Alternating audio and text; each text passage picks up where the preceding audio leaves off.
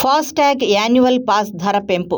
జాతీయ రహదారులపై ప్రయాణించే వాహనదారులకు భారత జాతీయ రహదారుల ప్రాధికార సంస్థ ముఖ్యమైన అప్డేట్ ఇచ్చింది. ఫాస్టాగ్ యాన్యువల్ పాస్ రుసుమును పెంచుతూ నిర్ణయం తీసుకుంది. ప్రస్తుతం 3,000 రూపాయలుగా ఉన్న ఈ పాస్ ధరను 75 రూపాయలు పెంచి 3,075 రూపాయలుగా నిర్ణయించింది. ఈ కొత్త ధరలు 2026-27 ఆర్థిక సంవత్సరానికి గాను ఏప్రిల్ 1 నుంచి అమల్లోకి రానున్నాయి. నేషనల్ హైవేస్ ఫీ రూల్స్ 2008 ప్రకారం ఏటా టోల్ ఛార్జీలను సవరిస్తుంటారు. ఇందులో భాగంగానే హోల్సేల్ ధరల సూచీ వంటి అంశాలను పరిగణలోకి తీసుకొని ఈ పెంపును అమలు చేస్తున్నట్లు NHAI వెల్లడించింది. ప్రస్తుతం దేశవ్యాప్తంగా 56 లక్షల మందికి పైగా ఈ యాన్యువల్ పాస్ సదుపాయాన్ని వినియోగించుకుంటున్నారు. ప్రయాణికులపై టోల్ భారాన్ని తగ్గించేందుకు 2025 ఆగస్టు 15న ఈ వార్షిక పాస్ విధానాన్ని NHAI ప్రవేశపెట్టింది. సొంత వినియోగానికి వాడే కార్లు, జీప్లు, వ్యాన్ల వంటి నాన్ కమర్షియల్ వాహనాలకు మాత్రమే ఈ పాస్ వర్తిస్తుంది. పాస్ తీసుకున్న తేదీ నుంచి